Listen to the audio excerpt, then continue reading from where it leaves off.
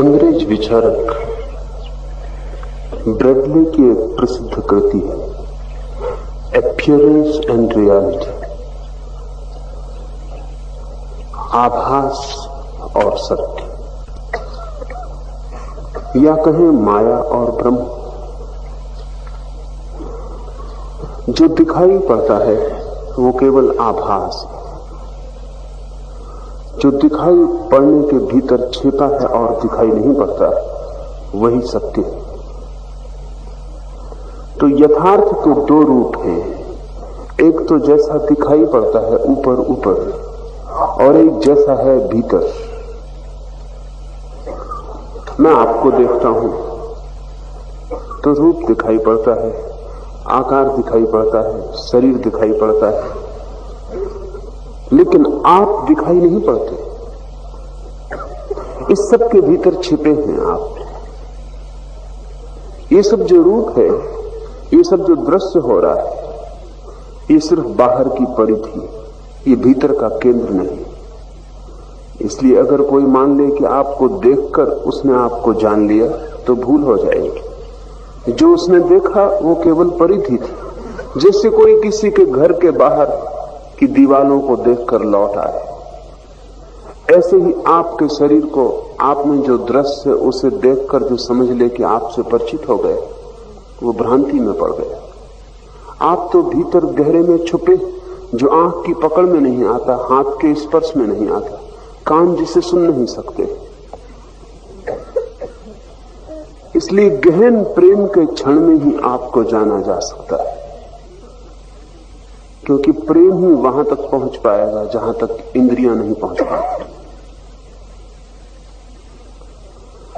पूरा जगत ही ऐसा है, और स्वाभाविक है कि ऐसा हो, क्योंकि किसी भी वस्तु की परिधि होगी और केंद्र होगा, सर्कमफ्रेंस होगी और सेंटर होगा। जो बाहर से देखा जा सकता है वो एक, और जो भीतर से ही गहन हृदय में प्रवेश करके जाना जा सकेगा वो दो। वही सत्य है जो केंद्र पर है। परिधि तो रोज बदलती रहती। आप मां के पेट में थे तो एक छोटे से अणु थे। अगर वो अणु आज आपके सामने रख दिया जाए तो आप पहचान भी ना सकेंगे कभी मैं ये था। लेकिन भीतर के केंद्र पर उस क्षण भी आप यही थे जो आज है। परिधि बदल गई। आप बच्चे थे, कभी जवान थे, कभी बूढ़े हुए, परिधि बदलती चली गई। अगर आप अपने ही चित्रों को बचपन से लेकर बुढ़ापे तक देखें तो आप पहचान ना पाएंगे ये एक ही आदमी के चित्र। सब बदलता चला गया। शरीर शास्त्री कहते हैं शरीर प्रतिपल बदल रहा है, और 7 वर्ष में पूरा शरीर बदल जाता है।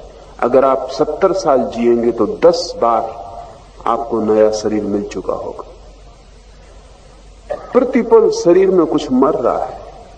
भोजन से आप नया शरीर अपने में निर्मित करते जा रहे हैं। मल से, मूत्र से, पसीने से, बाल से, नाखून से मरे हुए हिस्से बाहर निकलते जा रहे हैं। इसलिए तो बाल काटने से पीड़ा नहीं होती। वो शरीर का मरा हुआ हिस्सा है, शरीर उसे बाहर फेंक रहा है। नाखून काटने से पीड़ा नहीं होती, वो मरा हुआ हिस्सा है। आप जान के चकित होंगे कि मुर्दे के भी बाल और नाखून बढ़ते हैं।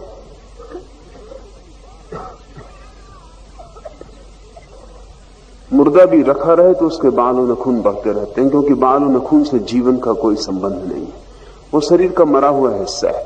मुर्दे का शरीर भी उस मरे हुए हिस्से को फेंकता रहता है। 7 वर्ष में आपके शरीर के सारे कोष्ठ बदल जाते हैं, नए हो जाते हैं।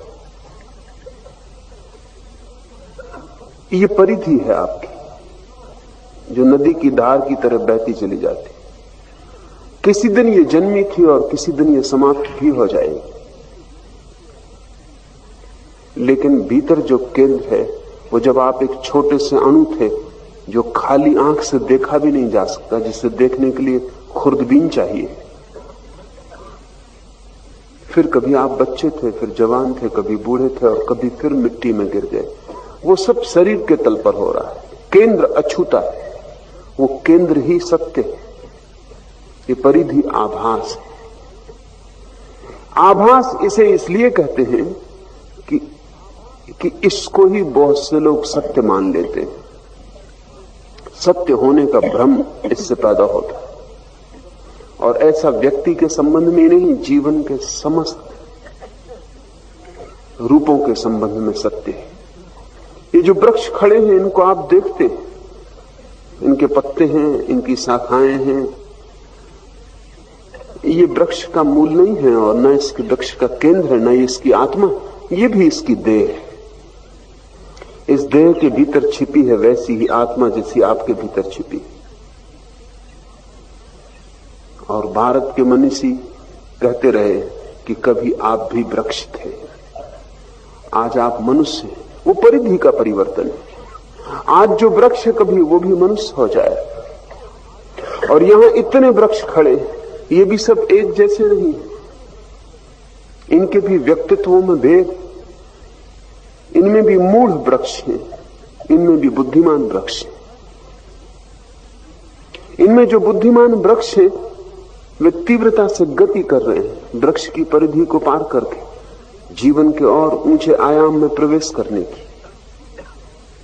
मनुष्यों में भी सभी मनुष्य एक जैसे नहीं, मूढ़ हैं जो जहां हैं वहीं ठहरे हुए, जिन्होंने परिधि को पकड़ लिया और उसी को सत्य मान लिया।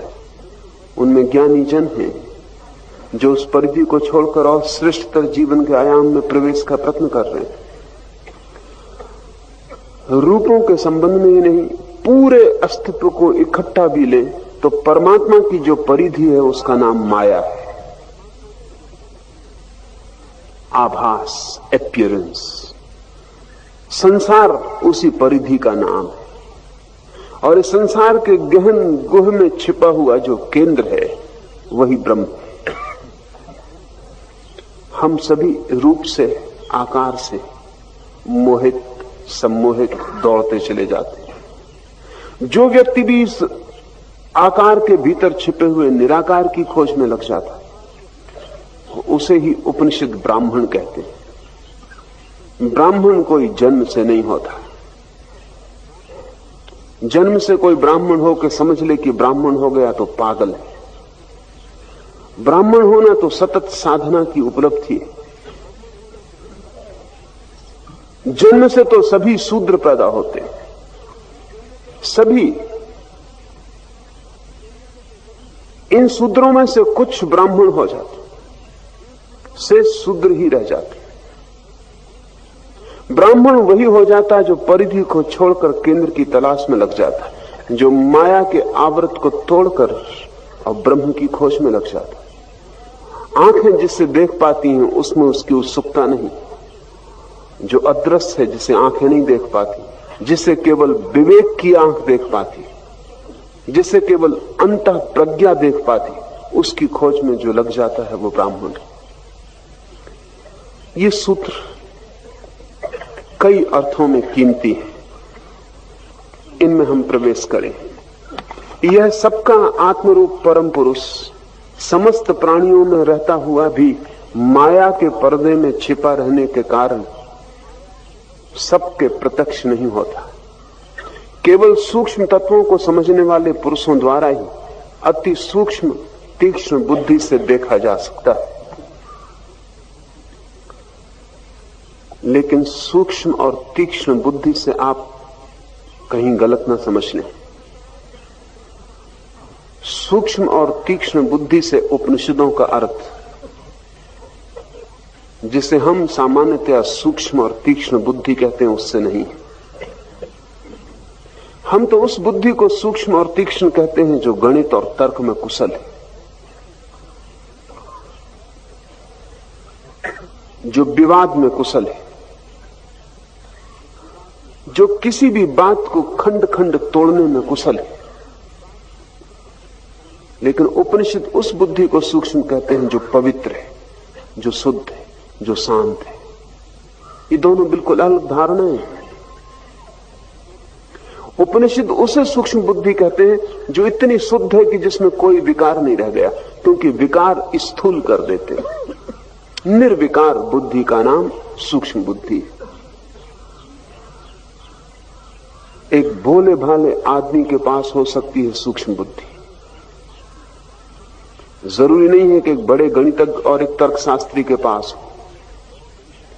गणितज्ञ और तर्कशास्त्री के पास जो बुद्धि है वो सूक्ष्म नहीं है। अगर ठीक से समझें तो उससे कहना चाहिए वो कुशल है।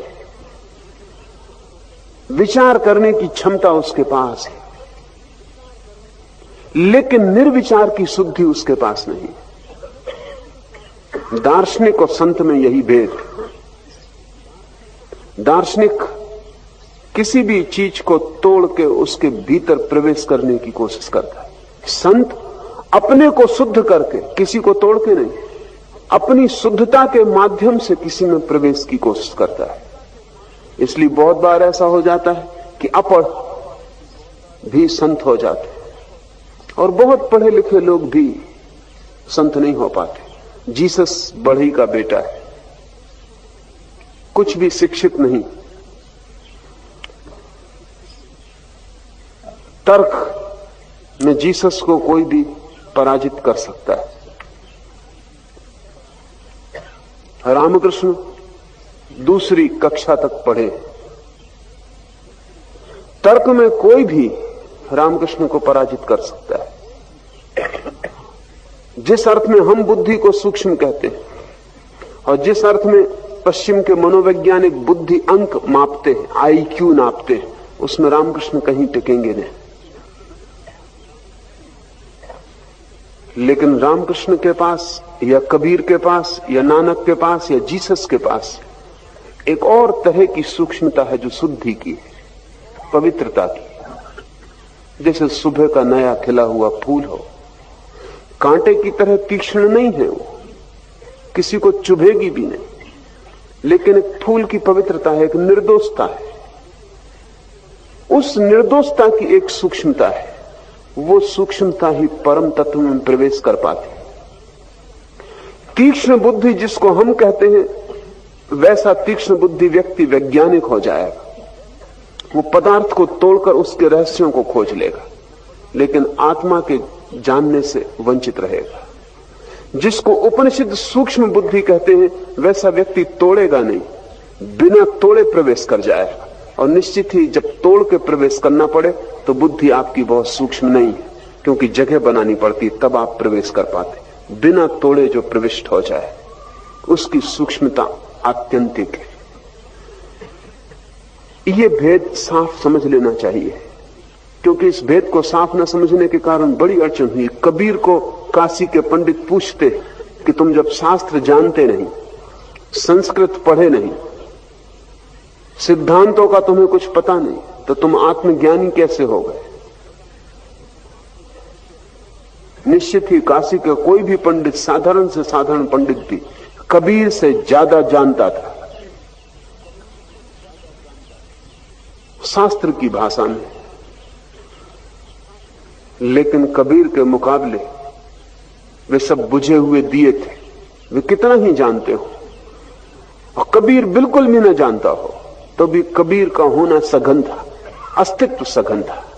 उनके पास होगी स्मृति, कबीर के पास थी आत्मा। वो ज्योति जो कबीर के पास है, उसको सूक्ष्म बुद्धि उपनिषद कहते हैं। छोटे बच्चों के पास होती, संतों के पास होती, सरल चित्त लोगों के पास होती। इस सूक्ष्म बुद्धि के द्वारा ही माया के पर्दे को कोई पार कर पाता है।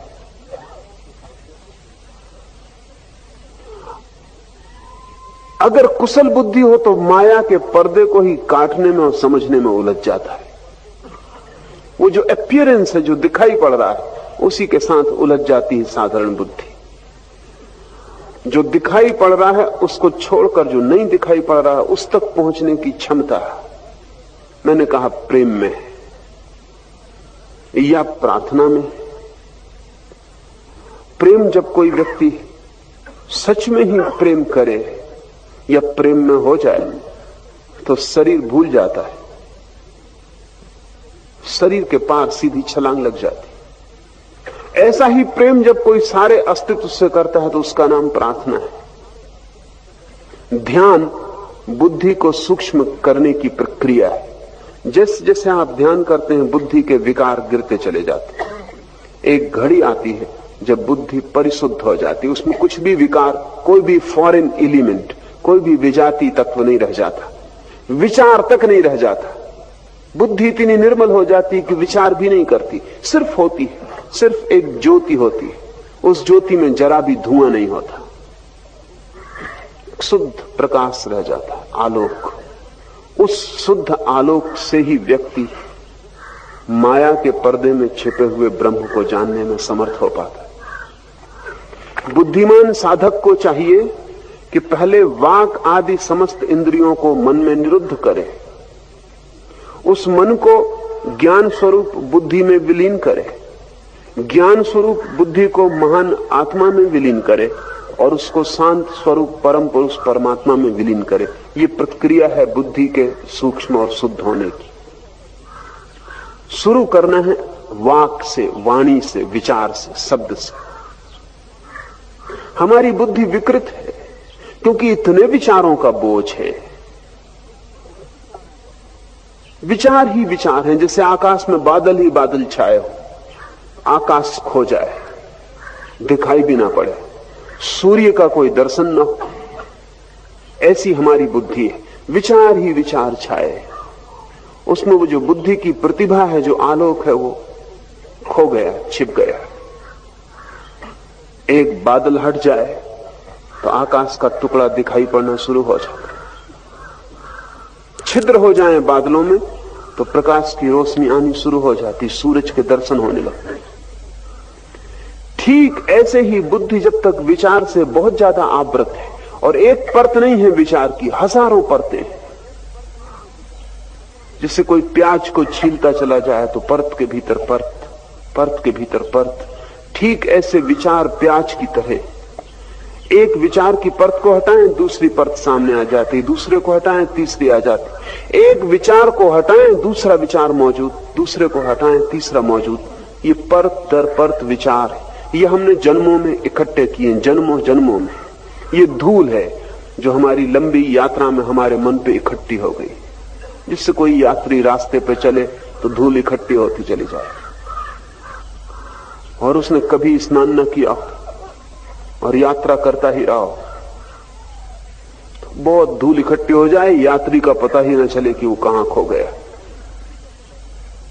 ध्यान स्नान है बुद्धि का,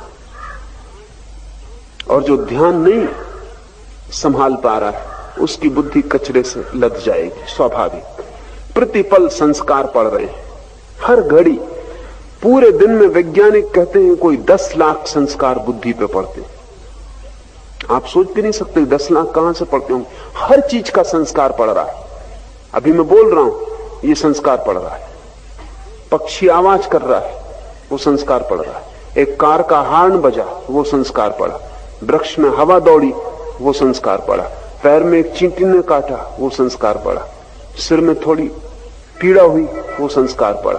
पढ़ रहे हैं 10 लाख संस्कार दिन भर में, 24 घंटे में, और ये सब इकट्ठे होते जा रहे हैं। ये संस्कार धूल है, और ये हम जन्मों से इकट्ठे कर रहे हैं। इसलिए बहुत परतें इकट्ठी हो गई। जब आप सोए हैं तब भी संस्कार पड़ रहे हैं। नींद लगी है आपकी, लेकिन इससे कोई फर्क नहीं पड़ता, क्योंकि बुद्धि पूरे वक्त काम कर रही। बाहर कोई आवाज होगी, नींद में भी संस्कार पड़ रहा है। गर्मी पड़ेगी, संस्कार पड़ रहा है। मच्छर आवाज कर रहे हैं, संस्कार पड़ रहा है। करवट बदली, संस्कार पड़ रहा है। गर्मी है, सर्दी है, पूरे समय बुद्धि इकट्ठा कर रही है। हर चोट। बुद्धि की क्षमता बहुत ज्यादा है। वैज्ञानिक कहते हैं कि अनंत संस्कार बुद्धि इकट्ठी कर सकती।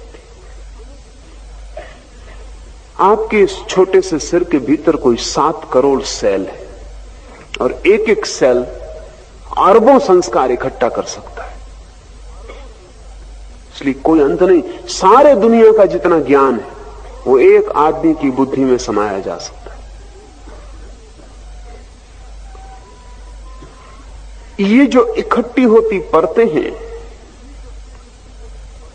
इनके कारण आप आच्छादित हैं, इस आच्छादन को तोड़ना पड़ेगा।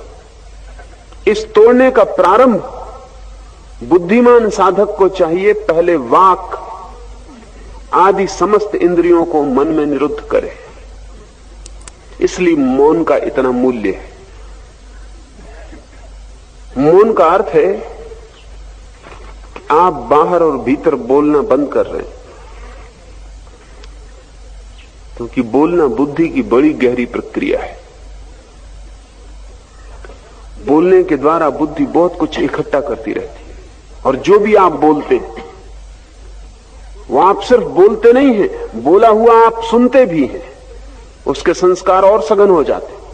जब आप एक ही बात बार बार बोलते रहते हैं तो आपको पता नहीं कि आप बार बार सुन भी रहे हैं। संस्कार गहरे होते जा रहे हैं और आप कचरा बोलते रहते हैं। सुबह अखबार पढ़ लिया, फिर दिन भर उसी को लोगों को बोले चले जा रहे हैं। कोई व्यर्थ की बात जिसका कोई भी मूल्य नहीं, जिससे किसी को कोई लाभ नहीं होगा, उसको आप बोले चले जा रहे हैं। अगर आप अपने 24 घंटे का विश्लेषण करें तो आप पाएंगे कि 99% तो कचरा था जो आप न बोलते तो किसी का कोई हर्ज न था। ध्यान रहे, जिसे बोलने से किसी को कोई लाभ नहीं हुआ है, उसे बोलने से हानि निश्चित हुई है। क्योंकि न केवल आपने दूसरे के मन में कचरा डाला है, जो कि हिंसा है, जिसका कोई मूल्य नहीं है, वह आप बोल के दूसरे के मन में डाल दिए। और जब आप बोल रहे थे तो आपने फिर से सुन लिया है, वह आपके भीतर दोबारा गहरा हो गया, उसकी फिर से संस्कार पड़ गया, फिर कंडीशनिंग हो गई। अगर आप एक असत्य को भी बार बार बोलते रहें तो आप खुद ही भूल जाएंगे कि वो असत्य है। इतने संस्कार भीतर पड़ जाएंगे कि वो लगने लगेगा सत्य। एडोल्फ हिटलर ने कहा है कि कोई भी असत्य को सत्य करना हो तो एक ही तरकीब है, उसे बोले चले जाओ। दूसरे ही मान लेंगे ऐसा नहीं है, आप खुद भी मान लेंगे। आप अपनी जिंदगी में देखें, कई असत्य आपको सत्य मालूम पड़ने लगे, क्योंकि आप इतने दिन से बोल रहे हैं कि अब आपको भी स्मरण नहीं रहा कि पहले दिन ये बात असत्य थी। बहुत बार संस्कार पड़ जाने से गहरे हो जाते, लीक बन जाती। पहला काम है साधक के लिए कि वो वाणी को संयत कर ले, वही बोले जो बिल्कुल अनिवार्य हो, अपरिहार्य हो, जिसके बिना चल ही ना सकेगा। ये दुनिया बड़ी शांत हो जाए अगर लोग अपरिहार्य को बोले, व्यर्थ को ना बोले। व्यर्थ को बोल के बड़ी झंझट में पड़ते हैं, क्योंकि बोल के आप ही थोड़ी बोलते हैं, दूसरा जवाब भी देगा। थोड़ा आप सोचें कि अगर आप संयत रहे होते, मौन रहे होते, तो कितने उपद्रव आपके जीवन से बच गए होते। बोल के आप न मालूम कितने उपद्रवों में पड़ रहे, फिर उनको बचाने के लिए और बोलना पड़ता है, फिर ये सिलसिला बढ़ता चला जाता है। एक विशियस सर्किल, एक दुष्ट चक्र है जिसका फिर कोई अंत नहीं। इसलिए साधु चुप हो जाता है, उतना ही बोलता है जितना अनिवार्य है, और उतना ही बोलता है जिससे किसी का हित हो सके, अन्यथा मौन रह जाता। वाणी को जब आप बाहर से रोकेंगे तो भी जरूरी नहीं कि भीतर रुक जाए, क्योंकि आप दूसरे से न बोलें तो खुद से बोलते रहते। बैठे हैं और खुद ही से बात चल रही, ये खुद ही से चलने वाली बात भी संस्कार निर्मित करती है। क्योंकि जब आप अपने से बोल रहे हैं तब भी मन सुन रहा है, और जो भी आप बोल रहे हैं उसकी आप लकीर जोर से खोद रहे हैं अपने भीतर। खुद से भी बोलना बंद करें। वाणी बड़ा उपद्रव है, जरूरी नहीं है कि उपद्रव ही हो, हमने उपद्रव बना लिया है। भीतर भी धीरे धीरे बोलना बंद करें, चुप्पी साधें, मौन को फैलने दें। जितना जितना मौन फैलेगा उतना उतना मन विसर्जित होता चला जाए। जैसे जैसे मौन घना होगा वैसे वैसे बादल तिरोहित होने लगेंगे, जगह जगह से छिद्र टूटने लगेंगे और रोशनी भीतर की आने लगेगी। धर्म का, सारे धर्मों का आधार मौन है। महावीर 12 वर्ष मौन रहे। बुद्ध ने अनेक अनेक दिन मौन में बिताए। जीसस बोलने के पहले मौन में चले गए। मोहम्मद को कुरान का अवतरण हुआ जब वे परम मौन की अवस्था में थे। इस जगत में जो भी सत्य का अवतरण हुआ है वो तब हुआ है जब भीतर चुप्पी, सब शांत। उस शांत क्षण में ही हमारा तालमेल, हमारी ट्यूनिंग ब्रह्म से जुड़ जाती। वो मौन का कांटा ही हमें आभास से भीतर ले जाता है और सत्य से जोड़ देता है। इसलिए हमने साधु को मुनि कहा है। मुनि का अर्थ है जो मौन हो गया है, जो भीतर चुप हो गया है। असल में वही बोलने का अधिकारी है जो भीतर चुप हो गया हो, क्योंकि उसके बोलने का कुछ मूल्य होगा, क्योंकि बोलने का अर्थ होगा उसने कुछ जाना जिसे वो दे रहा। जो चुप नहीं है वो बोलने का अधिकारी नहीं। जो भीतर बोले चला जाता है उसका बोलना एक बीमारी। आप जब दूसरों से बात करते हैं तो आप सच में उनसे बात नहीं कर रहे हैं, आप अपने को उलीचना चाहते हैं। इसलिए कोई न मिले आपको सुनने को तो बेचैनी शुरू हो जाती। बातचीत बकवास के लिए कोई चाहिए, लेकिन दूसरा भी आपकी बकवास इसलिए सुन रहा है कि जब तुम चुप होगे तो वो भी शुरू करेगा, और कोई प्रयोजन सुनने का नहीं। मैंने सुना है कि एक सभा में एक नेता व्याख्यान कर रहा, लेकिन धीरे धीरे लोग उठ के जाते गए। व्याख्यान पूरा होते होते एक ही आदमी बचा। उस नेता ने कहा, धन्यवाद तुम्हारा, कि इस गांव में लोग बिल्कुल ना समझ मालूम पड़ते, एक तुम ही बुद्धिमान। उसने कहा, ऐसा कुछ भी नहीं, असल में आपके बाद मेरे बोलने की बारी, आपको सुनने को नहीं रुका हूं। मेरा भी व्याख्यान होने वाला है इसी सभा में। कोई किसी को सुन नहीं रहा है, किसी को किसी से सुनने का प्रयोजन नहीं। सुनना पड़ता है क्योंकि बोलना है। सुनना रुस्बत है। जब आप किसी की बात सुन रहे हैं तब अपने भीतर देखना, आप प्रतीक्षा कर रहे हैं कब ये सज्जन चुप हो। और अगर कोई सज्जन चुप ही ना हो तो आप कहते हैं बिल्कुल बोर है। बोर का मतलब आपको बोर करने का उसने बिल्कुल मौका नहीं दिया, अपनी ही बोले चला जा रहा। आप अपनी बोलना चाहते थे, उसने आपको मौका ही नहीं दिया। जो सुसंस्कृत लोग हैं वे आपको बोर भी करते हैं और आपको भी बोर करने का मौका देते हैं। थोड़ा बोलते हैं, थोड़ा आपको बुलवाते हैं, इससे सत्संग बना रहता, इससे आप घबराते भी नहीं। ये लेन देन, लेकिन ये बीमारी है। अगर बोलना आपकी मजबूरी हो और आपको बोलने में राहत मिलती हो कि आप हल्के होते हैं, तो समझना कि आप जो बोल रहे हैं वो कचरा है। इससे किसी का कोई लाभ होने वाला नहीं है। हम अपना कचरा दूसरे में डालते हैं, दूसरा अपना कचरा हमें डालते हैं। दोनों के पास कचरा बढ़ जाता है। कचरा घटना चाहिए। इसलिए अगर साधक को बहुत बार जंगल में भाग जाना पड़ा है तो आपसे कम भागा है।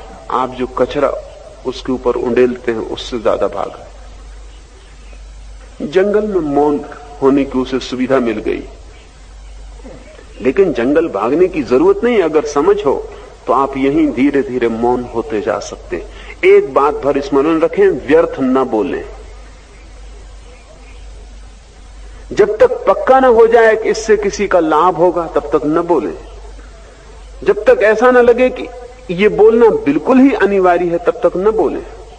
और भीतर भी धीरे धीरे बोलने की प्रक्रिया को शांत करें। जब मन बोलने लगे तो आप उसको कोऑपरेट न करें, सहयोग न दें।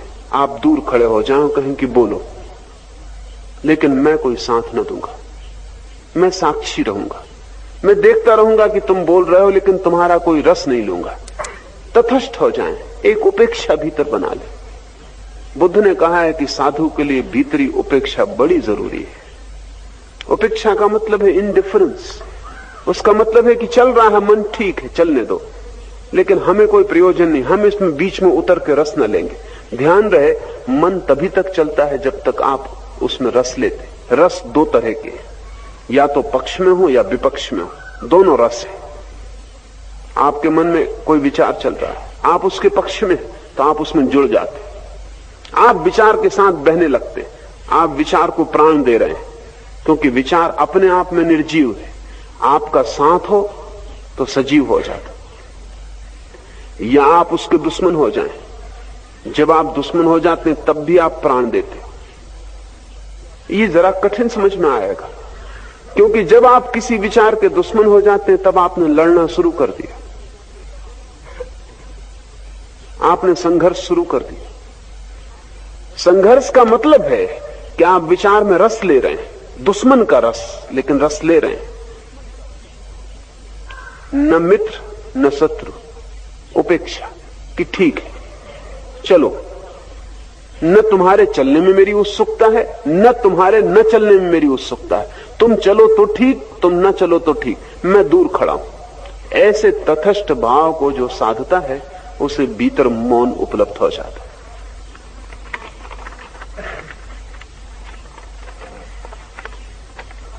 वाक आदि इंद्रियों को मन में निरुद्ध करके तब वाणी मन में खो जाती, तब शब्द निर्मित नहीं होते, मन शून्य हो जाता है। लेकिन वाक ही अकेला नहीं है, वाक आदि इंद्रियों, वाक प्रमुख है, लेकिन और इंद्रियां भी यही काम कर रही। आप जबान से नहीं बोलते, आंख से भी बोलते, आंख से इशारा करते, आंख से वासना पता चल जाती, आंख से उपेक्षा पता चल जाती, मित्रता पता चल जाती, शत्रुता पता चल जाती। आंख से भी मत बोले। और आप कान से ही नहीं सुनते, आंख से भी बहुत सी बातें सुनते, आंख से भी पकड़ते हैं संस्कार। मनोवैज्ञानिक कहते हैं कि आदमी उठते चलते हर वक्त बोलता है, न बोल रहा हो तो भी शरीर से भी बोलता है। उसके उठने बैठने चलने के ढंग से भी प्रकट करता है।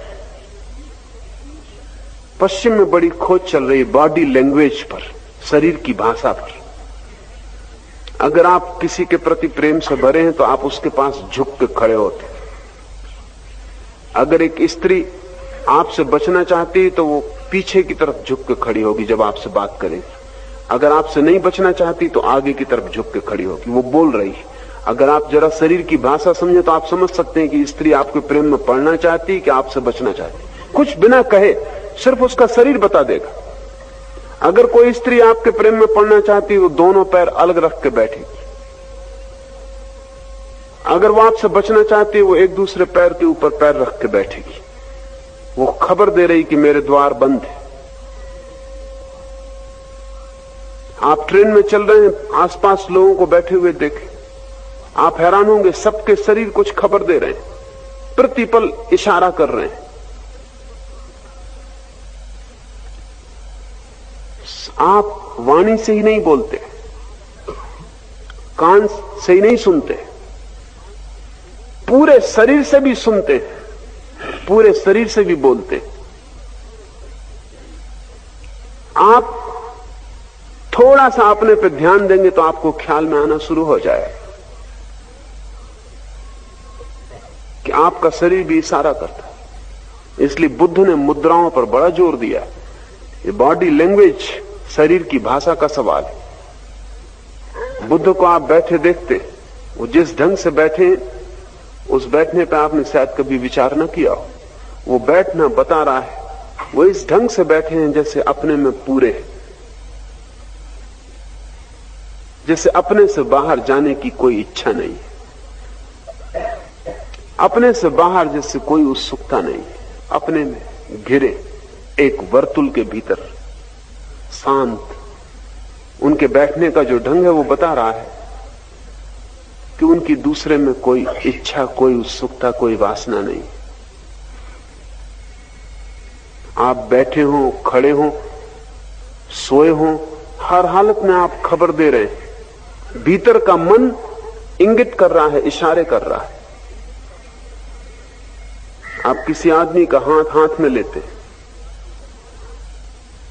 आपका हाथ, आपके हाथ की गर्मी, आपके हाथ से दौड़ती हुई जीवन की धारा कई खबरें देती।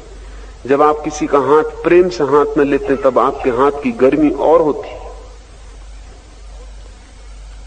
तब आपके हाथ से जीवन ऊर्जा उस दूसरे हाथ में दौड़ती हुई होती, स्वागत करती हुई होती। जब आप बेमन से किसी का हाथ में लेते हैं तो आपके हाथ में कोई गर्मी नहीं होती, ऊर्जा जाती हुई नहीं होती, भीतर की तरफ खिंची हुई लौटती हुई होती।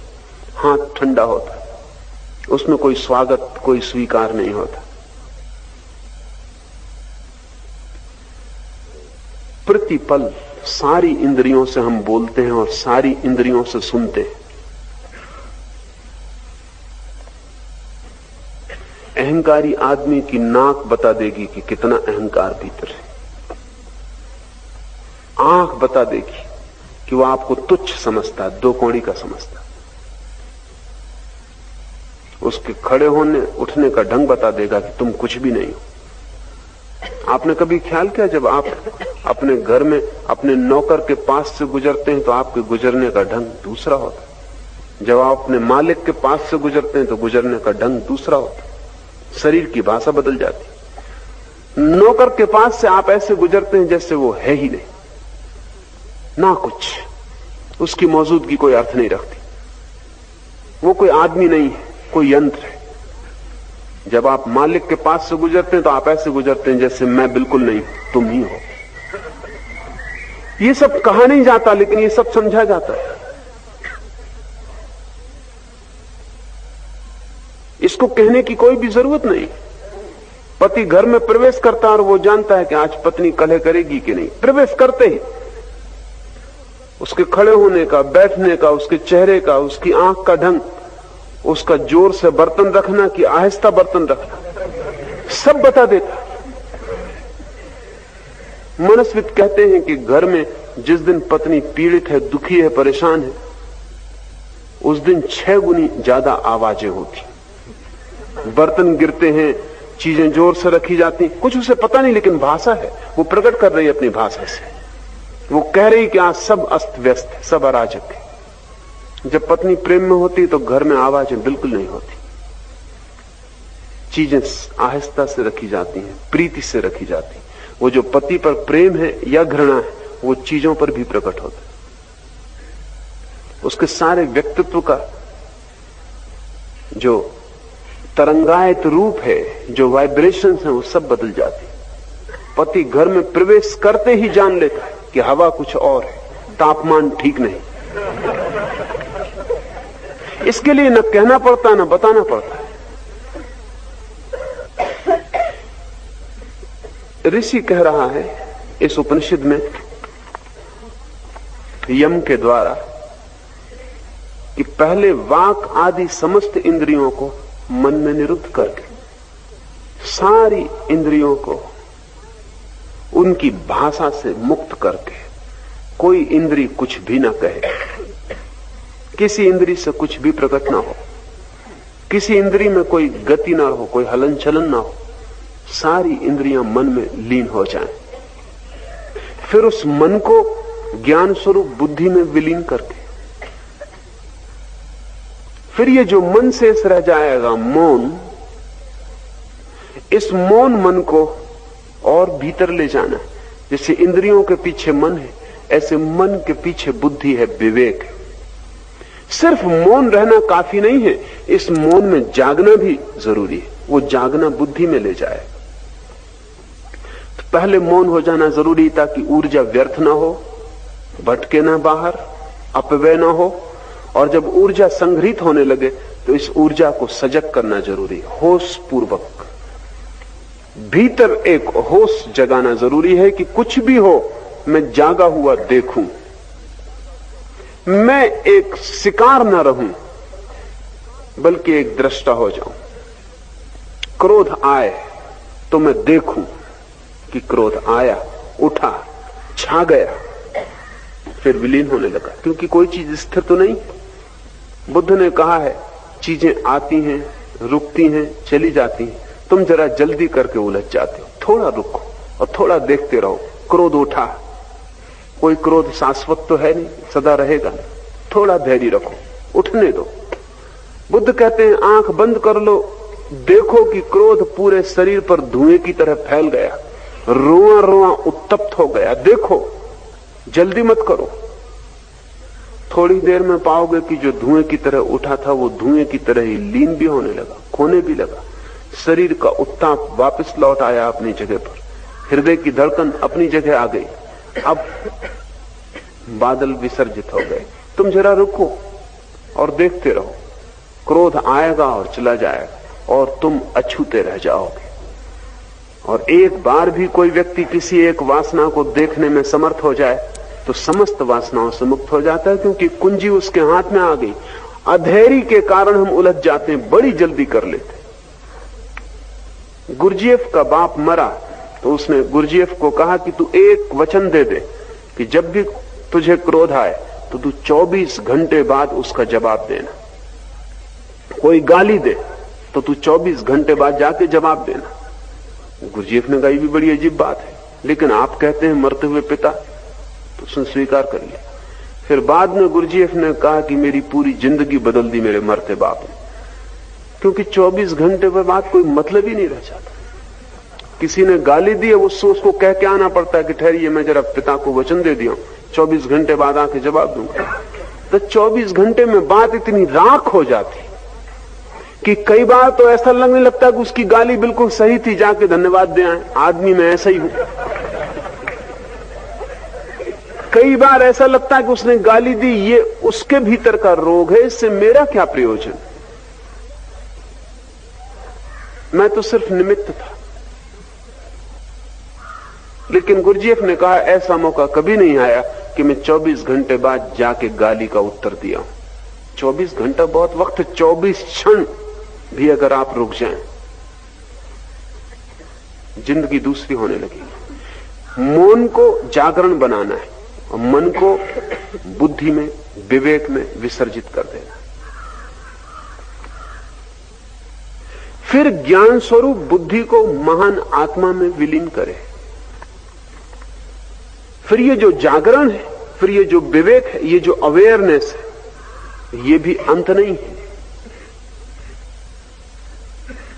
क्योंकि इस जागरण के लिए भी चेष्टा करनी पड़ती, और जो भी चेष्टित है वो स्वभाव नहीं बन पाता। जिसमें भी प्रयास करना पड़ता है वो ऊपर ऊपर ही रह जाता है। इसकी भी कोशिश करनी पड़ती, भीतर साधना पड़ता है। जागे रहो, होश रखो, ये भी द्वंद है, एक तरह का संघर्ष है। तो उपनिषद कह रहा है कि फिर इस संघर्ष को भी, इस चेष्टा को आत्मा में लीन करना। आत्मा का अर्थ है बीइंग और चेष्टा का अर्थ होता है डूइंग, जो भी हम करते हैं वो। और आत्मा का अर्थ होता है जो है, जिसको करना नहीं पड़ता, जिसमें कोई प्रयास नहीं करना पड़ता। इस जागरूकता को आत्मा में लीन करने का अर्थ है ये स्वभाव बन जाए, इसकी कोई चेष्टा न करनी पड़े, ये रहे, इसको साधना न पड़े। जिसको भी साधना पड़ता है वो कृत्रिम है, वो ऊपर ऊपर है, जरा ही छोड़ देंगे खो जाएगी। एक सूफी फकीर को मेरे पास लाया गया। उस सूफी फकीर को सभी जगह परमात्मा के दर्शन होते थे। कोई 30 वर्ष से निरंतर उसके भक्त थे, और भक्तों ने कहा कि आदमी अनूठा है, वृक्ष हो कि पत्थर हो कि पहाड़ हो, सब जगह इसे परमात्मा के दर्शन होते। मैंने उस सूफी को कहा कि तुम अभी भी इसकी चेष्टा तो नहीं करते हो? उसने कहा क्या मतलब? ये परमात्मा को देखने की चेष्टा तो नहीं करते हो? मैंने कहा 3 दिन तक तुम चेष्टा छोड़ दो, और फिर भी अगर परमात्मा दिखाई पड़ता रहे तो समझना कि कुछ हुआ,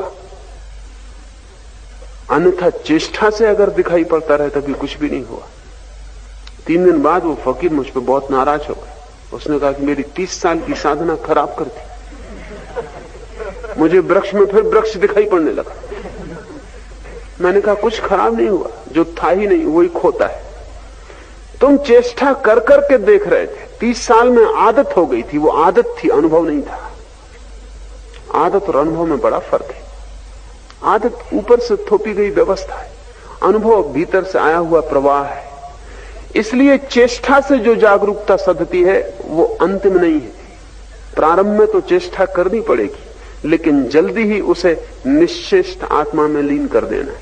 उसे भी भूल जाना है, उसकी भी याद नहीं रखनी, वो रहे सहज। इसका ही स्मरण रखना है कि बिना चेष्टा के सहज रहे। ये हो जाता। अगर मन की सारी ऊर्जा इकट्ठी हो जाए तो वो ऊर्जा विवेक बन जाती है। विवेक जब पूरी तरह जगने लगता है तो उसे सहज कर लेना कठिन नहीं।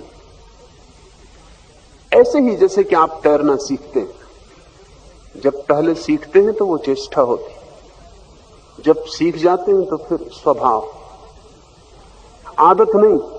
यही फर्क है। क्योंकि अगर तैरना आदत हो तो आप 30 वर्ष के बाद फिर दोबारा तैरें तो आपको फिर सीखना पड़ेगा, 30 साल में आदत टूट जाएगी। लेकिन आप 300 जन्मों के बाद भी अगर आपको होश हो कि आप एक दफे तैरे तो फिर कोई सीखने की जरूरत नहीं। आप पानी में गए कि आप तैरने लगेंगे। तैरना कोई कभी भूल नहीं सकता। एक दफा जान लिया स्वभाव बन जाता, उसको भूलने का कोई उपाय नहीं। दोबारा सीखने की कभी कोई जरूरत नहीं पड़ती। आदत तो छूट जाती। आप किसी चीज की आदत बना लें, फिर कुछ दिन अभ्यास न करें, छूट जाएगी। लेकिन स्वभाव नहीं छूटता। विवेक जब पूरी तरह जगता है तो धीरे धीरे उसकी चेष्टा छोड़ते जानी और निश्चेष्ट विवेक को साधना। विवेक बना रहे ये देखना, कोशिश न करनी पड़े, कोशिश हटा देनी। कोशिश के हट जाने पर इफर्टलेस अवेयरनेस, तब प्रश्न रहित विवेक सधता है। वो आत्मा में लीन हो जाना। लेकिन आत्मा भी अंत नहीं, उसको भी शांत स्वरूप परम पुरुष परमात्मा में विलीन करे। अब क्या बचा विलीन करने को?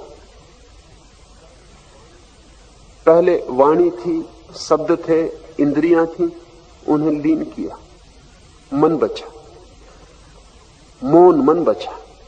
फिर उस मौन मन को लीन किया, विवेक बचा। फिर उस विवेक को लीन किया, शुद्ध अस्तित्व आत्मा बची। अब इसको किसमें लीन करे? और अब बचा क्या? आत्मा के बचने का अर्थ है अभी भी मुझे ख्याल है कि मैं हूं, अस्मिता, एक सूक्ष्म शुद्ध अहंकार अभी भी बचा कि मैं हूं। इसको भी लीन कर दे, मैं नहीं हूं। इसका नाम है परमात्मा में लीन कर दे। इतना भी ख्याल न रह जाए कि मैं हूं। होना तो बचेगा, लेकिन मेरा होना नहीं बचेगा। उस शुद्ध होने का नाम, जहां मैं का कोई भाव नहीं उठता, परमात्मा है। वो आपके भीतर है केंद्र। वहां कोई मैं का भाव नहीं, कोई ईगो, कोई अस्मिता नहीं है। ये परम उपलब्धि है। और यम कह रहा है, हे मनुष्यों, उठो, जागो और श्रेष्ठ महापुरुषों को पाकर, उनके पास जाकर, उनके द्वारा उस परम ब्रह्म परमेश्वर को जान लो। क्योंकि ज्ञानी जन उस तत्व ज्ञान के मार्ग को छुरे की तरह तीक्ष्ण, दुस्तर धार की सदृश दुर्गम बतलाते। निश्चित ही जैसे जैसे हम भीतर प्रवेश करते हैं, वैसे वैसे मार्ग दुर्गम होता जाता है, सूक्ष्म होता जाता है,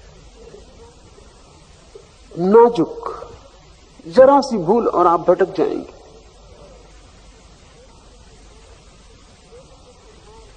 जैसे जैसे मार्ग भीतर जाता है, वैसे वैसे रहस्यपूर्ण होता जाता है। और जैसे जैसे मार्ग भीतर जाता है, वैसे वैसे आप अकेले होते जाते हैं। इस भीतर के रास्ते पर भी किसी का साथ मिल जाए, वो साथ किसका हो सकता है? वो उसका हो सकता है जो भीतर ठीक अपने केंद्र पर स्थापित हो गया हो, जो पूरी तरह अपने केंद्र को पा लिया हो, जो इस मार्ग से गुजर चुका हो, जो इस मार्ग की कठिनाइयां, भटकन, उलझाव जानता हो, जो इस मार्ग के पास से गुजरने वाले दूसरे मार्ग जानता हो जिन पर भटक जाने की बहुत संभावना है। जैसे आप एक पहाड़ी यात्रा पर जाते हैं तो दो तरह के उपाय हो सकते हैं। या तो आप एक नक्शा ले लें कि पहाड़ के सारे मार्गों का, सारे मोड़ों का, भटकाव का, खाई खड्ड का उलझन का सारा नक्शा ले लें और नक्शा लेके पहाड़ पर चल पड़े। शास्त्रों के अनुसार जो लोग चलते हैं वो नक्शा लेके चल रहे, लेकिन ध्यान रहे नक्शा मुर्दा है और नक्शा कभी भी गाइड का काम पूरा नहीं कर सकता। एक पहाड़ी आदमी जो पढ़ा लिखा भी ना हो, जिसको नक्शा देखना भी ना आता हो, जिससे शास्त्र का कोई पता भी ना हो, अगर पहाड़ का रहने वाला निवासी आपको गाइड की तरह मिल जाए तो 1000 नक्शों से बेहतर है, क्योंकि सारी भूमि उससे परिचित है। उसे कोई हिसाब लगाने की जरूरत नहीं, वो उस भूमि में बड़ा हुआ पला, उस भूमि के रत्ती रत्ती से वाकिफ। वो पर्वत, वो पहाड़ उसके लिए मित्र है, भूलने भटकने का कोई सवाल नहीं।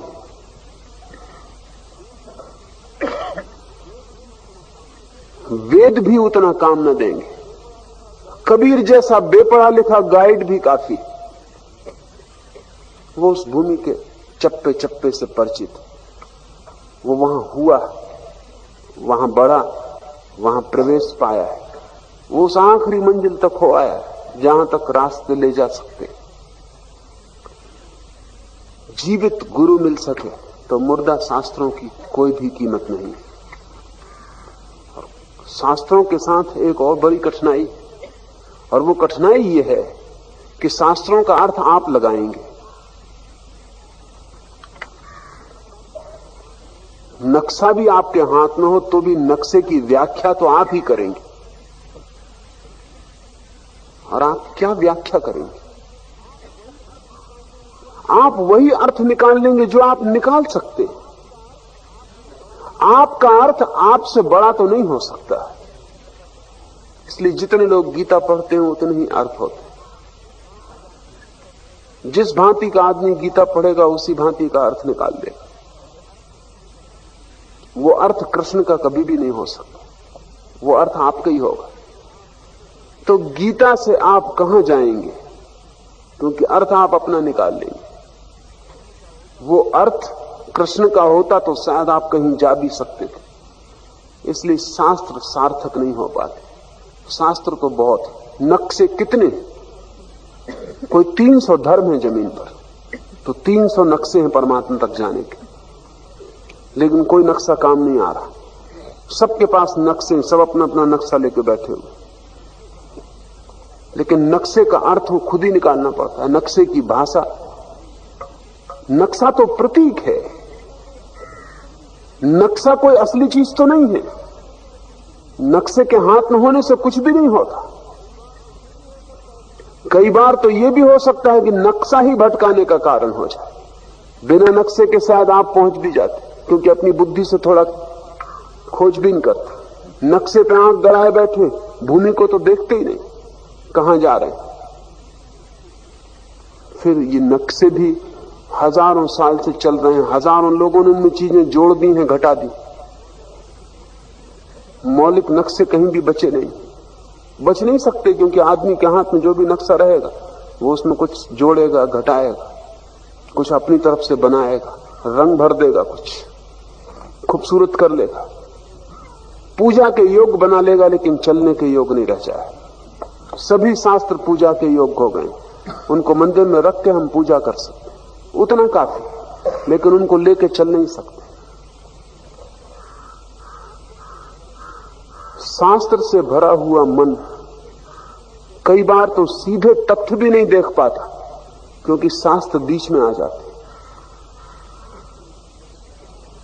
इसलिए यम कह रहा है और समस्त सद्गुरुओं ने कहा है, किसी ऐसे व्यक्ति को खोज लेना जो जीवित शास्त्र, उसके भरोसे यात्रा आसानी से हो सकती है।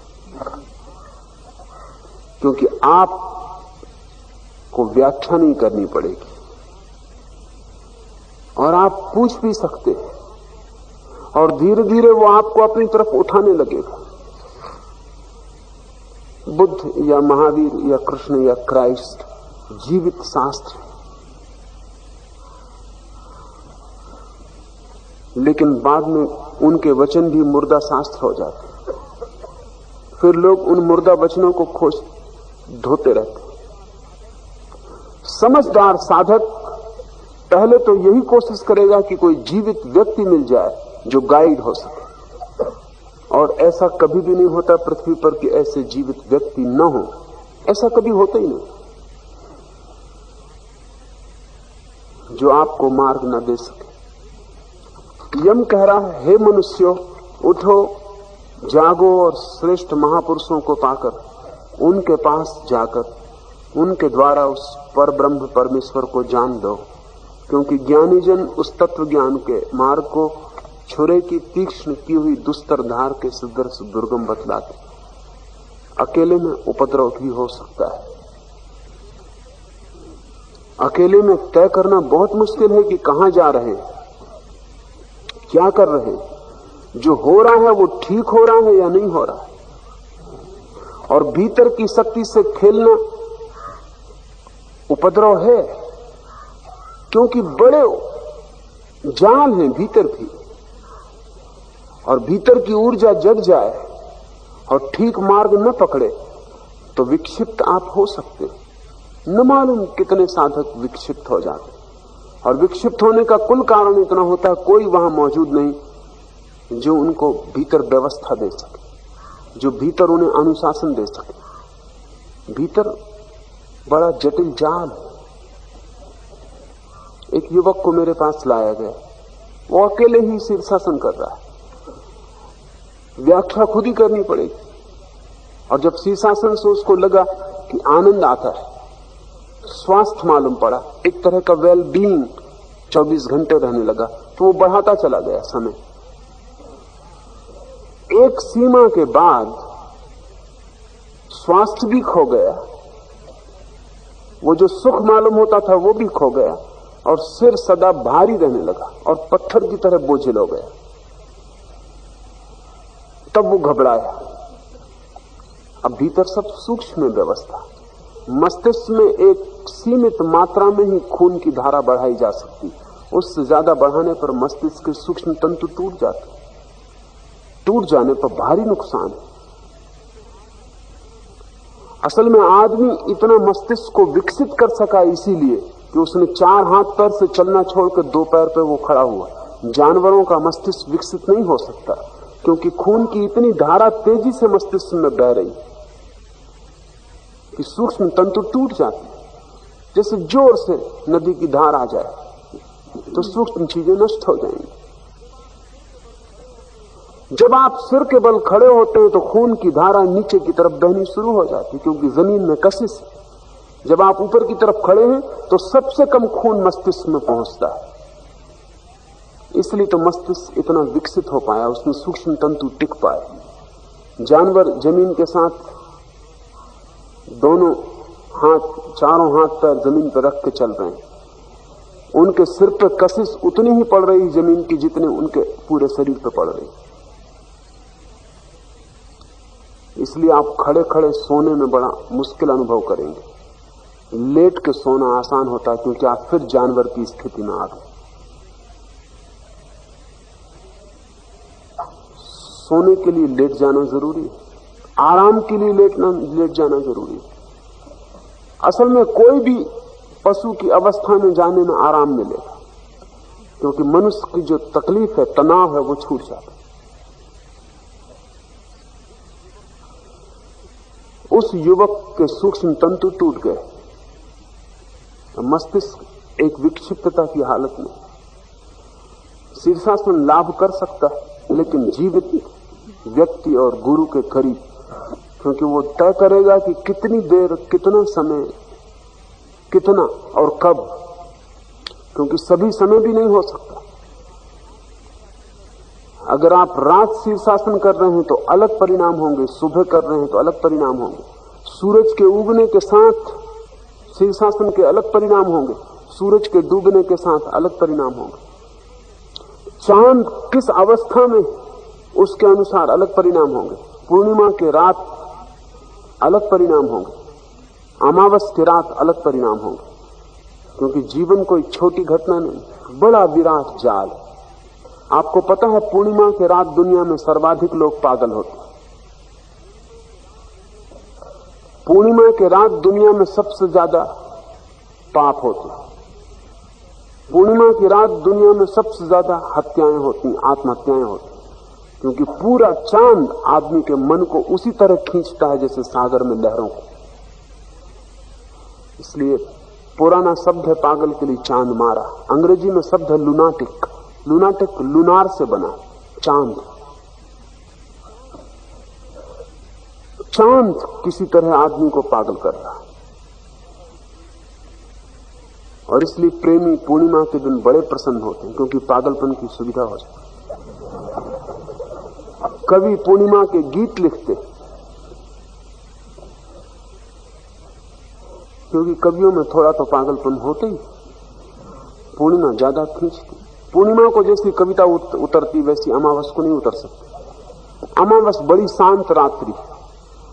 जमीन पर सबसे कम अपराध अमावस की रात होते हैं। बड़ी उल्टी बात मालूम पड़ेगी, हमको लगता है कि अंधेरी रात में ज्यादा होने चाहिए, लेकिन लोग सोते हैं क्योंकि चांद खींचता नहीं। लोग आराम में होते, झगड़े कलह कम होते। चांद का भारी प्रभाव, आपके रोए रोए पर प्रभाव।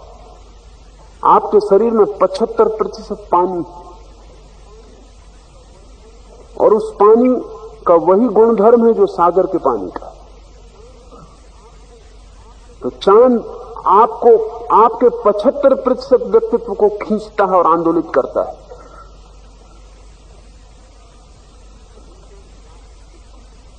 पूर्णिमा की रात शीर्षासन बड़ा खतरनाक हो सकता है। अमावस की रात उतना खतरनाक नहीं होगा, लेकिन ये कोई जीवित गाइड के पास, किसी शास्त्र में ये लिखा हुआ नहीं। और बहुत सी सूक्ष्मताएं हैं जो लिखी नहीं जा सकती, क्योंकि एक एक व्यक्ति में भेद पड़ेगा। अगर बहुत बुद्धिमान आदमी है तो बहुत थोड़े शीर्षासन से फायदा होगा। अगर मूढ़ है तो लंबे शीर्षासन से फायदा होगा। इस बात पर निर्भर करेगा कि मस्तिष्क के तंतु कितने मोटे और कितने सूक्ष्म। मोटे तंतु ज्यादा देर तक शीर्षासन करें तो हर्जा नहीं होगा। और एक बात आप जान के चकित होंगे कि शीर्षासन करने वाले किसी आदमी ने अब तक नोबेल प्राइज नहीं पाई। और शीर्षासन करने वालों ने कोई बहुत बड़ी बुद्धिमत्ता का प्रमाण नहीं दिया। कुछ मामला, कुछ कारण। शीर्षासन जटिल प्रयोग है, और जब तक जीवित व्यक्ति के करीब न किया जाए, फायदे की जगह नुकसान ज्यादा संभव है। ये ऐसे ही जैसे कि आपको एक एलोपैथी के दवाखाने में आप घुस जाएं, जहां की सब पॉइजन, और अपने ही दिल से मिक्सचर तैयार करके नहीं लगा, और डॉक्टर से कहें कि तुम क्या जानोगे, मैं बीमार हूं, मैं अपनी बीमारी को ज्यादा जानता हूं कि तुम मेरी बीमारी को ज्यादा जानते। यह एक मेडिकल की किताब उठा लें और पढ़ पढ़ के दवाइयों का प्रयोग करें, आपकी बीमारी तो न जाएगी, बीमार चला जाए। लेकिन शरीर के साथ आप इतना उपद्रव नहीं करते, आप मजे से डॉक्टर के पास चले जाते, और वो जो प्रिस्क्राइब करता है, वो जो लिख देता, उसको आप वेद वाक्य मान के उसका अनुसरण करते। मन शरीर से बहुत सूक्ष्म, उसके लिए किसी महापुरुष के पास ही जाके प्रिस्क्रिप्शन खोजना चाहिए। उसके प्रिस्क्रिप्शन आप खुद ही लिख लेते। अनेक लोग कुछ ना कुछ करते रहते, कोई किसी तरह का ध्यान करता रहता है, कोई किसी तरह का आसन करता रहता है, कोई कुछ लोग अपना अपना खोज के बनाते रहते हैं। आपके बनाए हुए नक्शे और आपकी व्याख्याएं खतरनाक है, आप अपने से थोड़े सावधान रहें। लेकिन क्यों ऐसा होता है? एक महापुरुष के पास जाने में क्या अड़चन? अहंकार को अड़चन होती। किसी महापुरुष के पास जाने में अहंकार को बड़ी पीड़ा होती। वो पीड़ा वैसे ही जैसे ऊंट को पहाड़ के पास जाने में होती, क्योंकि वहां उसको पहली दफा पता चलता है कि हम कुछ भी नहीं। तो ऊंट पहाड़ से बचता है। आदमी भी महापुरुष के पास जाने से बचते, और पहुंच भी जाए तो भी ऐसा इंतजाम करते हैं सुरक्षा का कि महापुरुष कुछ कर न पाए, कहीं कोई बदलाहट न करे, कहीं कोई जीवन की धारा न बदल दे। हम इतने भयभीत का कारण हमारा अहंकार। महापुरुषों के पास तो केवल वे ही जा सकते जो अपने को मिटाने को, खोने को, छोड़ने को राजी, जो शब्द रहित, स्पर्श रहित, रूप रहित, रस रहित और बिना गंध वाला है, तथा जो अविनाशी, नित्य, अनादि, अनंत, असीम, महान, आत्मा से श्रेष्ठ एवं सर्वथा सत्य तत्व है, उस परमात्मा को जानकर मनुष्य मृत्यु के मुख से सदा के लिए छूट जाता है। मेधावी मनुष्य यमराज के द्वारा कहे हुए नचिकेता के सनातन उपाख्यान का वर्णन करके और श्रवण करके ब्रह्मलोक में महिमा को उपलब्ध होते, प्रतिष्ठित होते। जो मनुष्य सर्वथा शुद्ध होकर इस परम गुह रहस्यमय प्रसंग को ब्राह्मणों की सभा में सुनाता है अथवा श्राद्ध काल में भोजन करने वालों को सुनाता है, उसका वह कर्म अनंत होने में अर्थात अविनाशी फल देने में समर्थ होता है और वह अनंत होने की शक्ति प्राप्त करता है। इस अंतिम बात को बहुत गौर से समझ लेना चाहिए, क्योंकि इसकी बड़ी भ्रांत व्याख्याएं हो गई। पहली तो बात, ब्राह्मणों की सभा का अर्थ ब्राह्मणों की सभा नहीं, ब्रह्म संसद, ब्रह्म की खोज करने वालों की सभा। ये वचन ऐसे नहीं है कि सभी को सुनाए जाएं, क्योंकि जिनके भीतर कोई प्यास नहीं है उनके लिए ये वचन व्यर्थ मालूम पड़ेंगे। जिनके भीतर कोई प्यास नहीं है उनके लिए इन वचनों का कहना ना समझिए।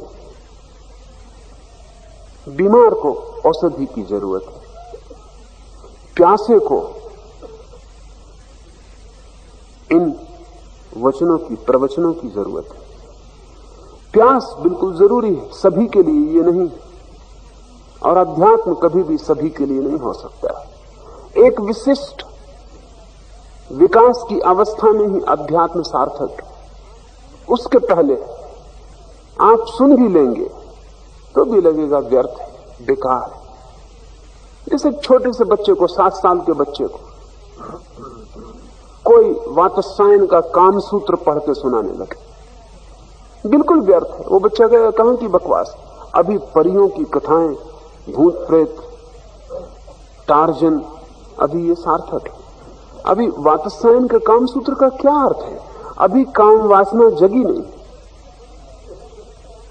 तो उस बच्चे को बड़ी हैरानी होगी कि क्या बातें आप कर रहे हैं, क्यों कर रहे हैं, निरर्थक है। लेकिन यही बच्चा 14 साल का होगा, काम वासना जगनी शुरू होगी, और आप कितना ही बचाएं ये वातस्यायन का काम सूत्र खोज लेगा,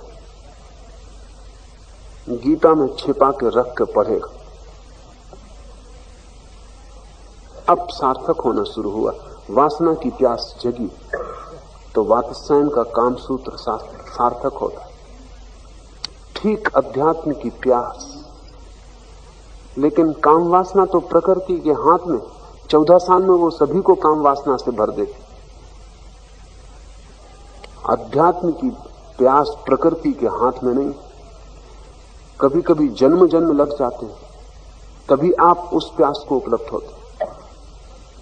ये आपके हाथ में, अध्यात्म चुनाव है, और इसलिए स्वतंत्रता, काम वासना परतंत्रता है, वो आपके हाथ में नहीं है। प्रकृति आपको कर ही देगी प्रौढ़, क्योंकि प्रकृति का कुछ प्रयोजन, काम वासना से प्रयोजन है, आपसे कोई प्रयोजन नहीं है। आप मिट जाएं लेकिन संतति जारी रहे, जीवन चलता रहे। तो प्रकृति सब उपाय करती कि जीवन अवरुद्ध ना हो जाए। थोड़ी देर को सोचें, 24 घंटे के लिए जगत से काम वासना तिरोहित हो जाए, 24 घंटे में जगत नष्ट हो जाए। तो प्रकृति बड़े प्रबल वेग से काम वासना को पैदा कर, और आप कितना ही लड़ें, कितना ही संघर्ष करें, काम वासना आपको पकड़ेगी।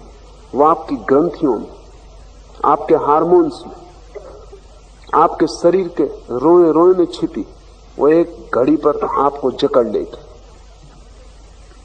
लेकिन अध्यात्म प्रकृति घटना नहीं, अध्यात्म प्रकृति के पार जाने की कला। वो आप अपने अनुभव, विचार, चिंतन, मनन, अपनी ही खोज से आप एक दिन पकेंगे और उसके पहले कोई उपयोग नहीं है। इसलिए यम कहता है कि ब्राह्मणों की सभा में वे जो ब्रह्म के तलाशी, वे जो ब्रह्म के प्रार्थी, वे जो ब्रह्म के कामी, वे जो ब्रह्म को ही चाहते हैं, अब जो परम सत्य की खोज के लिए उत्सुक हैं, सर्वथा शुद्ध होकर इस परम गुह रहस्यमय प्रसंग को जो ब्राह्मणों की सभा में सुनाता है, वह अनंत शक्ति प्राप्त करता है। अथवा श्राद्ध काल में भोजन करने वालों को सुनाता है, उसका वह कर्म अनंत होने में और अविनाशी फल देने में समर्थ होता है। दूसरी बात भी समझ लेनी जरूरी है। श्राद्ध एक परंपरा बन गई, उसमें लोग कुछ धर्म वचन, उपनिषद या कठोपनिषद सुनाते, परंपराएं जड़ हो जाती, ये उनका स्वभाव। बहुत बार पुनरुक्त करने से उनके अर्थ खो जाते, लेकिन अर्थ फिर खोजे जा सकते हैं। यम कह रहा है श्राद्ध के क्षणों में, असल में ये पूरा उपनिषद मृत्यु और मृत्यु के पार कैसे जाएं उससे संबंधित है। एक भी व्यक्ति जब मर जाता है, परिजन परिजन आपके निकट का, तो मृत्यु आपके लिए पहली दफा महत्वपूर्ण हो उठती। जब भी कोई मरता है आपके निकट का, तो आपके भीतर भी कुछ मरता है, आपका भी एक अंश टूट जाता है, खंडित हो जाता है। एक स्त्री को आप प्रेम करते हैं, आपकी पत्नी या आपका बेटा या आपका पति या आपकी मां, जिस दिन आपकी पत्नी मरेगी, उस दिन पत्नी ने जो जो आपके भीतर भर दिया था और आपके व्यक्तित्व में जो जो जगह घेर ली थी और आपके हृदय के जिन जिन कोनों में वो प्रवेश कर गई थी, वो सब एकदम टूट जाएंगे। पत्नी ही नहीं मरती, पति भी उसी दिन मरेगा, आधा तो मरेगा ही। घाव छूट जाए, मौत बड़ी अर्थपूर्ण हो जाएगी। और सच तो यह है, आपकी मौत के समय तो आप होश में नहीं रहेंगे, इसलिए उस वक्त कठोपनिषद सुनाना बहुत सार्थक नहीं होगा, सुनने वाला बेहोश होगा। लेकिन जब परिजन मरता है, तब आप आधे मरते और होश भी रहता है, उस वक्त कठोपनिषद सार्थक हो सकता है।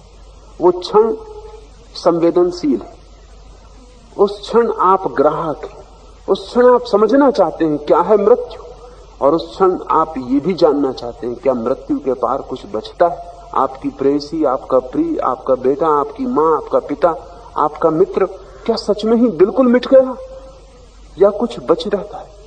उस क्षण आपकी पूरी चेतना मृत्यु के इर्द गिर्द घूमती है।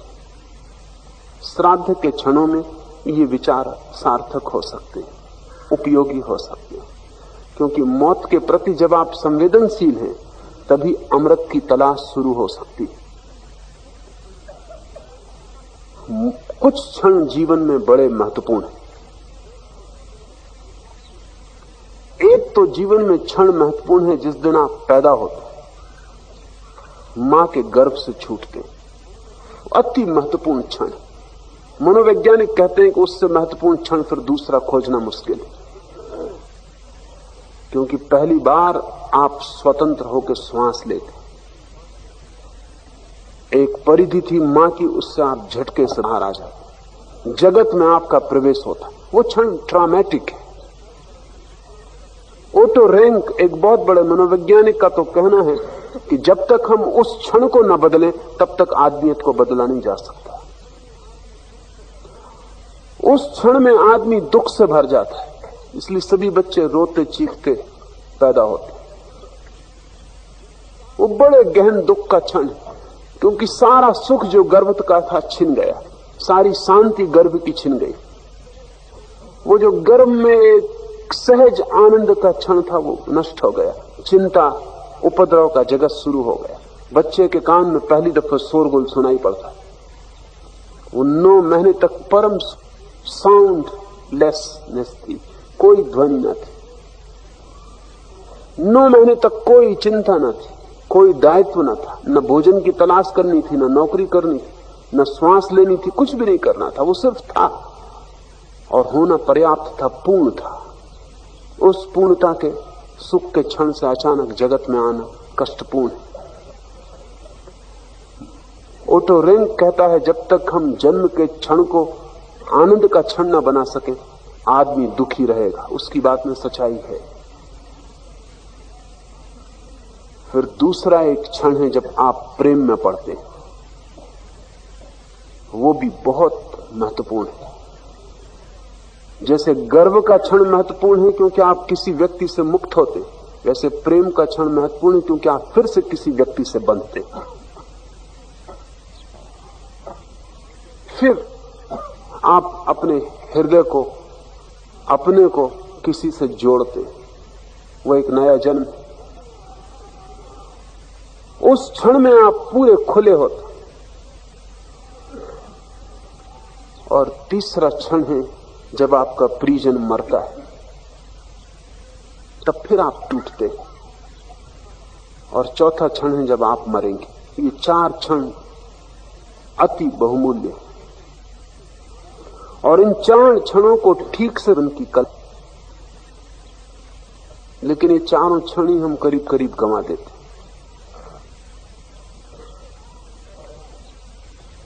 बच्चा जिस क्षण पैदा होता है, अभी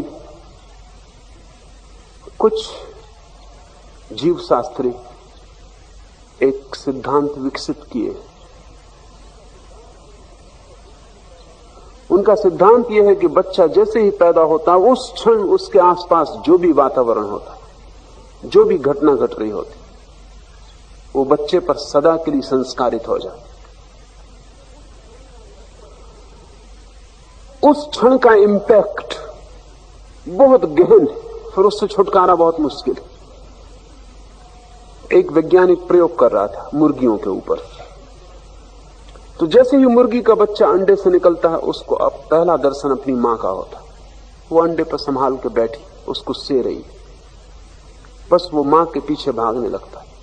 एक वैज्ञानिक प्रयोग कर रहा था, उसने मां की जगह एक रबर का गुब्बारा अंडे के ऊपर रखा हुआ, और जैसे ही अंडे से चूजा निकला, उसने मां को तो नहीं देखा, रबर के गुब्बारे को देखा। बस रबर का गुब्बारा उसकी मां हो गया। रबर का गुब्बारा जहां भी ले जाओ, वो उसके पीछे भागता हुआ चला जाए। मां की उसे कोई चिंता ही नहीं, मां पास भी आए तो वो फिक्र ना करे। और ये फिर उस चूजे के लिए जिंदगी भर के लिए उपद्रव हो गया। वो चूजा फिर किसी मुर्गी को प्रेम नहीं कर सका, रबर का गुब्बारे उसका प्रेम हो गया। इस तरह के बहुत प्रयोग हुए हैं अभी, और उनसे ये पता चलता है कि वो जो जन्म का क्षण है, वो बड़ा कीमती है। अगर उस क्षण में जो भी प्रभाव हम पर पड़ते हैं, वो जीवन भर हमारे साथ रहते हैं। इसलिए मनोवैज्ञानिक कहते हैं कि हर बेटा उस स्त्री की तलाश में जो उसकी मां जैसी होगी, चाहे उसे पता हो चाहे ना हो। और कोई भी स्त्री मां जैसी तो खोजना मुश्किल है, इसलिए सभी स्त्रियों से दुख मिलेगा।